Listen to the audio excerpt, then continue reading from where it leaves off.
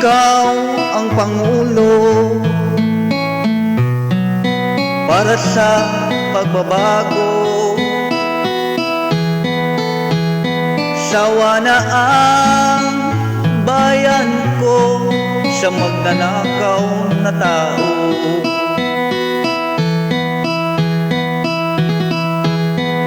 Madilim na kahapon,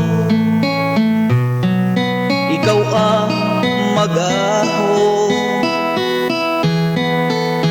Sa piling mo, di ko mawawala ang korupsyon.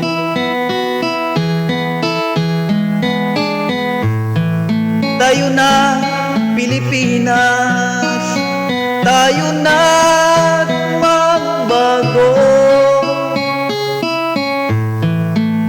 Hawak kamay tayo para sa pag-asinso.